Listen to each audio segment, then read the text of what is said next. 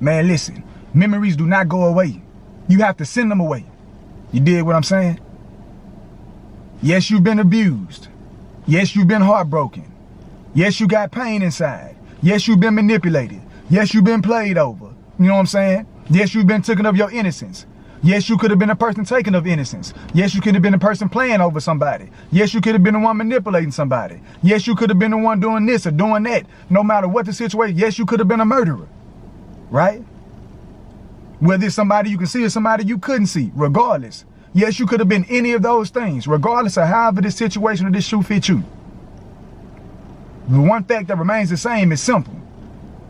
That until you're able to let go of that pain, until you're able to use that pain as a testimony, you will forever be held hostage to it. You have not been set free from it. You will continue to focus on that pain, which means that you will continue living in the past while watching your present and watching your future wither away. That is the reality. And that will be nobody else's fault. That would not be your abuser's fault. That would not be your manipulator's fault. That would not be your heartbreaker's fault. That would be only one and one person's fault only. Yours. Nah, so, I tend to, obviously, for those who don't know, I'm dropping, a video every single day. Every single day. For all 2025. And for me, it's become a whole lot more easier because I'm just doing what I do every single day anyway, which is studying. And throughout my studying, whenever I finally got what I studied in my head, I'm just going to turn the camera on and I'm just going to give y'all what I've been giving. You did what I'm saying? And so in today's lesson and everything I've been studying, what I was studying was called the key to living your future, right? But as I was going through my lessons and I was making it mine, because that's one thing I've always learned is when you're reading a book or when you're watching a podcast or when you're looking at an interview or when you're looking at a sermon, whatever it is that you might be doing, when you taking notes, don't take notes word for word for word for what whoever the person is that's saying it is saying. Because then you're not able to listen. Instead, give whatever that lecture, whatever that lesson, whatever that sermon, whatever it is. Give that lesson your undivided attention. And once you have given it your undivided attention and it's over, now you go back and you jot down from what you've studied. You now impute or depute what was in your head and put it onto that paper. You feel me? And then from there, now you can make a choice. Now you can make sure you can remember it. Now you can put examples and experiences that you can be able to tie in so that now you can be able to understand the lesson. Not word for word, but the lesson. And so in doing so, like I said, what I was studying today was the keys to living out your future. But in me doing so, what I was spoken to and what I heard from there was completely innocent yet serving life. And I feel like a lot of times, a lot of us are completely innocent, yet we're serving life. Right? So then when we're saying innocent, that means either we're innocent from something that somebody said we've done and we have not done it, and or we're innocent from something that we actually have done. And we keep holding ourselves hostage over that. We keep holding ourselves in the cell over that. And that's pretty much what you were hearing at the beginning of this video. The two different types of individuals. And so from what I've got today, there's 9 key principles to ensuring that we can free ourselves from this jail cell that we've put ourselves in. And I got these down that way I could be able to make sure I can articulate it as efficiently as possible to you. So key number 1, living your future versus revising the past, right? And so if you think about it, most of us are stuck in living in our past, right? Meaning we're constantly revisiting our past. For whatever the reason is. Instead of focusing on the vision of our future, we focus on revisiting our past. And that's when you got to start talking about, okay, we understand what most of us say we had vision. We all say that we had vision until it's actually time to show up and play. You know what I'm saying? Until it's actually time to show up and be able to see if our actions are going to align with our words. We can tell everybody else, yeah, I got vision, I got vision, I got vision. But why is your actions? Why are your actions showcasing the exact opposite? Which is that you don't have vision. What you do is you continuously go back and you revise. It's a difference. A lot of us have been in school. A lot of us have had to revise and edit. Revise and edit means go back over what you've done that could have been correct. And because they was not correct, go back over and revise your issues. Go back over and revise whatever article you wrote. Go back over and revise whatever story, whatever paragraph, whatever couple of paragraphs, whatever paperwork that you had to do. Go back over and revise that and see how you can make it better. And I think because of the school system that we all been in, whether we know it or not, whether we like it or not, they have mentally brainwashed us in more ways than one. And this is one of probably the biggest ones they could have ever done to any human on this planet. It's get us focused on always having to go back and revise and edit. No, that's not what vision is for. That's not what purpose is for. That's not what living is for. And I say that because revision is essentially reliving your past. Which means that if you're reliving your past, if you're looking in this review and you continuously reliving your past, that's hindering the progress of your future. I mean, we've all heard it, you know, the greatest threat to your future is your past. And so again, living your future versus revising in the past. We cannot re-edit the past. We cannot revise the past. We cannot re-edit the past. We cannot revise the past. What we can do is learn from it and keep moving. But we cannot continuously trying to go back and, well, if I could have did this, if I would have did this, then this would have happened. But you're playing with yourself, bro. Like you wasting time. And if y'all remember the last video I did on time, time is of the essence. Our only job here is to make sure we can be the best managers of our resources. Time being one of the main ones. So again, key number one. Living your future versus revising the past. You got to ask yourself, are you living in your future? Are you headed towards your future? Or are you continuously, intentionally or unintentionally living in your past? Right? Number two, vision determines your success. One of the most wisest teachers that we've ever heard about, read about, or learned about was Solomon. And he's one of the ones who said, where there is no vision, people will perish. People often dwell on past failures or successes, limiting their future potential. People often dwell on past successes or failures, limiting their future potential. Right? So what I take from that, or what I want you to take from that, is simple. First, we got to understand the key word, dwell. Right? And so when we're saying dwell, dwell means to live in, to stay in. So if people often live in their past failures, or people often stay in their past failures, and or people often live in their past success or stay in their past success, what they're saying is that that limits their future potential. So no matter whether it's a failure or success, if you choose to dwell in that, then you limiting your future potential. If you constantly worried about your regrets, then you limiting your future potential. If you constantly trying to live in your glory days, then you limiting your future potential. So again, vision determines your success, not revision. Vision determines your success. All right? Number three, key number three, the danger of being trapped by the past. The danger of being trapped by the past. Memory immobilizes people, making them question what they can do. Again, if memory serves me well, didn't I fail this test last time? I don't need to take it no more. If memory serves me well, didn't I mess up this last relationship? I don't need to be in no more relationships no more. Memory serves me well. Didn't I mess up that last YouTube video? Didn't it take me 5 hours to do that last YouTube video? I don't need to do YouTube videos no more. Right? Or memory serves me well. Man, didn't my last relationship say I was the best person ever? I don't got no room for improvement. I'm good. I'm straight. All right? Memory served me well. Man, like didn't I just make 100,000 last year? I'm good. Everybody else that was around me made 60,000, 40,000, 30,000. I'm straight. I have no room for improvement. I don't know why I keep saying improvement. Improvement, right? Memory serves me well. Like, ain't my family close? Like me and my family have been close. Like, we good, yeah. So there is no room for improvement. All right, you keep thinking that. Again, the danger of being trapped by the past. Memory immobilizes people, making them question what they can do. So to sum it up, your past failures and or success can become obstacles in you achieving your future. Can slow you down from achieving more. Can slow you down from becoming more. Right? Key number 4, the gift of forgetting. Key number 4, the gift of forgetting. Now I get it.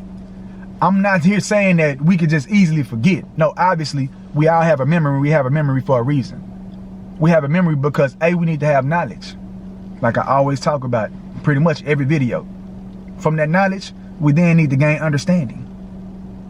From the understanding, we then gain wisdom. We need those. We need knowledge, we need understanding, and we need wisdom. The only way we can get to wisdom is if we're able to remember either what we've done in the past or what somebody else has done in the past, so that we can make sure we don't do that or we do more of that. So we need our memory. So I'm not saying that we can just forget.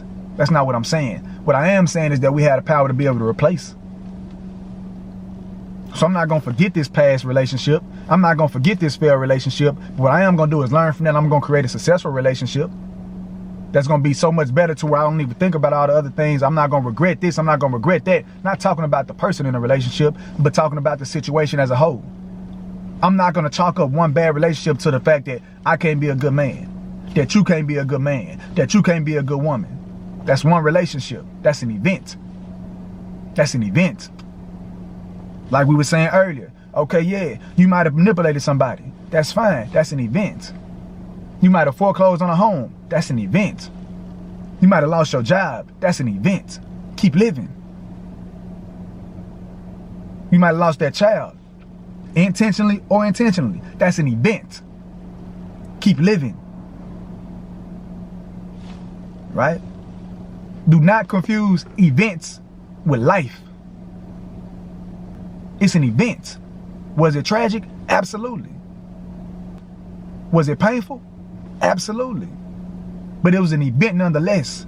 Keep living. That was not your life work. That was not your life's achievement. That was not the end. Keep living. Forgetting the past is crucial to your future. And again, forgetting the past is crucial to your future. God has allowed us the ability to be able to forget. That's the only way for us to be able to focus on our future. Imagine if we constantly remembered and reminded ourselves of all the pain, of all the past, of all the negativity, of all the negative stuff we've done, of all the mistakes that we made. If we constantly lived in a mind state of just that, where we would be at, what our life would look like, what it would consist of. And the sad part about it is most of us don't even have to imagine, because that's where we're at currently right now. Which is why this video is titled, Completely Innocent Yet Serving Life. We're holding ourselves hostage right now because of past events. Events, not life. The moment you can free yourself from that is the moment that you can continue to start living. Number 5, God's forgiveness and redemption. Again, God's redemption and forgiveness. So again, you don't even have to be Christian. You don't have to believe in the word. But one thing we do know is we know what's said. And for me, I know what I believe and what I read, which is God came back for us. And he sent his only son for us. To be able to forgive us and then to be able to give us redemption. Meaning that something had to have happened before we even got here on this earth. Is how I take it. Something had to have happened before we even got here on this earth. Meaning us. So if it was Adam and Eve first, as we know with the book, regardless of blame, that's a whole other video for a whole other time. But just looking at the facts. If it was Adam and Eve, Adam disobeyed. Adam betrayed God. And because of that, Adam was cursed, as well as everything else that came out of him. Us being included. So, when Adam betrayed, that's when we had the fall. Right? When Jesus stepped foot on this earth, that's when we had redemption. Is what the book states, right? So what I take from that is, if God set it up, this is God's game. So if he set it up for us to have a fall and for us to be redeemed, then it's because he has purpose for us on earth. Not in heaven, on earth. Which means that we all have things that we have to accomplish here on earth. So if Adam betrayed God, specifically, face to face, and God was able to forgive and then redeem so that his children, his seeds, can be able to come and do what God needed for his seeds to do on this earth. Then why you can't forgive yourself? Why you can't forgive that person? I'm not saying it's easy. I'm not saying they're worth it. But are you not? Is it worth you holding yourself in shackles with them? Or is it worth you freeing them? That way you can free yourself. Again, just questions. I don't got all the answers, but I got a lot of questions. Number 6, Paul's transformation and purpose. I'm not going to lie to you, man. When it comes to Paul, Paul was a gangster. Some people know him as Saul. Some people know him as Paul. Some people know him as both. Right? But when it comes to this story itself, this story was crazy. We talking about one of the biggest serial killers of that time. Talking about the Roman days. One of these serial killers. One of the biggest serial killers of that time. We talking about somebody who went around and killed more people than they can even label. If we talking teardrops, I mean, he done cried a river already. An ocean. Been killed just to kill. Walking around killing people. Oh, you believe? You killed. You believe? Killed. Like, he enjoyed killing. I like his story because if he was a murderer and he was a murderer of murderers and God can still use him, then what does that tell you? What does that show you? That shows you that it does not matter where you come from. It don't matter where you come from. What that showed me is that what matters is where you're going. And if you understand your purpose, and if you can accept your purpose and acknowledge your purpose and move towards your purpose, regardless of where you come from. So if we could have somebody like Paul who killed the very people who he was supposed to be leading, again, if we can have somebody like Paul who killed the very people he was supposed to be leading, still meet with God, still allow Jesus to be able to, you know what I'm saying, introduce himself to Paul, as well as introduce Paul to his purpose. If we can see that take place, what make you think your story is so much greater than that? If we can see somebody who was a serial killer turn around and be that same individual who wrote 3/4 of the New Testament. 3/4 of the New Testament. But was a murderer. Killing hundreds and hundreds and thousands and thousands and thousands of people. End up being one of the greatest apostles of all time. Matter of fact, and talking about what we're talking about somebody who wrote 1st and 2nd Corinthians, who wrote Galatians, Colossians, Ephesians, Timothy, Titus, Philemon, Thessalonians, and the one that we all know the best, Philippians, which no matter whether you believe or not, I guarantee you, if you got parents or you got grandparents, you know Philippians 4:13. I can do all things through Christ who strengthened me. Even just having a little more history about Paul, you know what I'm saying, the Apostle Paul, that should make that verse that much more significant. I can do all things through Christ who strengthens me. This is coming from a murderer. This is coming from somebody who first murdered people who were talking about the gospel and talking about Christ, and then got delivered, started being one of the biggest warriors, the biggest soldiers for Christ, to the point to where people were now trying to murder him because they still remember who he was. Not who he is, but who he was. Going back to what we're talking about, completely innocent yet serving life. They still remember what he did. Bro, you got some bodies on you, bro. I'm supposed to believe you now? Just because you said you had to talk with God? Well, I wasn't there. You know what I'm saying? I didn't bear witness to that. So now I don't believe you, man, because I seen what you done. I didn't see the nasty things you done did, man. I didn't see the sickening things, the disgusting things you done did. I didn't see how you done killed and what you done killed over. And you think right now, just because you say you done had to talk with him, with Jesus, with God, that I'm supposed to believe you now and think that you're supposed to be somebody different now? I don't trust you, bro. I would never trust you. Again, even in this story, he's being held to his past. Which means that nobody's safe. So if, again, one of God's greatest soldiers was a murderer, got delivered, became one of God's greatest soldiers, wrote 3/4 of the New Testament, and still had people trying to kill him and imprison him, which they did successfully, then what makes you think that you're different? What makes you think that God cannot forgive you? What makes you think that you can't forgive yourself? Because think about it. Imagine how Paul felt. Not even trying to sit on Paul too much, but just think about it. Imagine how Paul felt when he was the same one that was killing all these Christians. To now know that, oh, I'm supposed to be leading Christians, so now I got to go around talking to these same people who I was killing. You don't think he was in his head? Like, nah, why me? You know what I'm saying? Like, why you got me doing this? Like, I don't know what type of ritual you think this is, but this ain't funny. I don't know why you want to put me in front of these same people who I've been killing for years and years and years, unapologetically. And now I'm supposed to now just stand in front of them and they supposed to just listen to me and believe everything I'm telling them, right? But again, not to go on a tangent, all I'm saying is that if one of God's greatest soldiers can be forgiven and his crimes and punishment can be forgotten, as long as he walked in his purpose once he was introduced to it, then why can't you do the same thing? That's the moral of that story. Number 7, forgetting what lies behind. Again, number 7, forgetting what lies behind. Success requires forgetting past accomplishments and failures to be able to allow you to create new opportunities. Again, success requires forgetting past accomplishments and failures to prepare you for the new achievements and opportunities that you have waiting on you. Again, going back to the example we were just speaking on with Paul, he had to forget what he had done. He had to forget his past failures. At that moment in time for him, it was success. He thought that he was doing what he was supposed to be doing.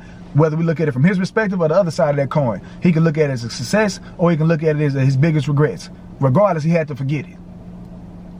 That was the only way he was going to be able to walk into his purpose and to become the person who we know him to be today. For him to be able to become the apostle that we know him to be today. For him to be able to become the author of 3/4 of the New Testament today. So my thing is, what do you need to forget? What do you need to let go of?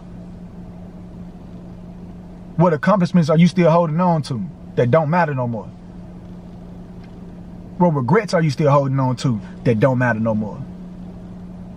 What pain are you still holding on to that don't matter no more? Again, I'm not telling you to delete it from your memory. I'm saying to acknowledge it. To acknowledge that pain. Again, knowledge, understanding, and wisdom. Acknowledge that pain. Gain an understanding from that pain. Ask God to show me what lessons I need to have learned from that pain. And then execute your purpose. Wisdom. Move in your purpose. Wisdom. That's the only way you're going to get ahead, is if you leave behind. Number 8. The power of decision making. Again, number 8, the power of decision making. The quality of one's decisions shapes the qualities of one's life. I'm going to say that again. The quality of one's decisions shapes the qualities of one's life. That's why you have blessings and curses. That's why you have happy and sad. That's why you have up and down, right? That's why you have yin and yang. God gives you the ability to make a decision. He gives you free will to make a decision. Now he tells you, I want you to make the right one. And he even tell you what the right one is. Follow your purpose. I'm going to give you the answer. I'm going to give you a pop quiz and you're going to have to take a test, but I'm also going to give you the answer and I'm going to give you the cheat sheet. However, it's up to you to be able to choose right. You can continue to delay your purpose, or you can go ahead and walk in your purpose and make things a whole lot easier. Regardless, you got to make a decision. You're going to choose to continue focusing on your past, or you're going to start focusing on your future. Because this is the new year, right? This is 2025, right? We are trying to level up, aren't we? And so if we're trying to do that, if I'm trying to do that, if you're trying to do that, if we trying to do that, then it might be safe to say that we might need to start focusing on our future and leave the past behind. Mentally, metaphorically, and literally. It might be time for us to leave the past behind. So again, no matter what might have been holding you back, keyword might have been holding you back, because we speaking it right now. Let it go. Let it go. Ask for clarity. Ask for knowledge. Ask for understanding. Ask for wisdom. Ask for your purpose. That way you can start taking all that energy that you've been putting into, whether it's been regrets or been past success. You can take all that energy And now you can start putting all that energy into your purpose. And I guarantee you your 2025 gonna look different. I can almost guarantee your 2025 gonna look different. And I say 2025, I'm not just talking about the whole year. I'm talking about the second that this video is over. Because keep in mind, people think that future is so far away. And that's because in our culture, in our generation, we so entitled that we don't realize, we don't understand, and we don't want to acknowledge that now our future is the next second, the next minute, the next hour, the next day, the next week, the next month, the next year. If we can change our mindsets and start adapting right now, we can change our next second, our next minute, our next hour, our next day, our next week, our next month, our next year. But it all starts with who? You. And you have to do what? Make a decision. So again, you can keep holding yourself hostage if you so choose. Or you can set yourself free. The good thing about that is you get to decide which one you're going to do. So you can be completely innocent and still serve life. Or you can free yourself of everything that's been holding you down and pursue your purpose. That's your choice. So with that being said, man, it's been yours truly, John Trey. Please like, comment, subscribe to all that YouTube stuff. If you gain anything from this, if you disagree with what I've said, if you want to add on to what I've said, if you want to be able to comment on something that I've said, please do so.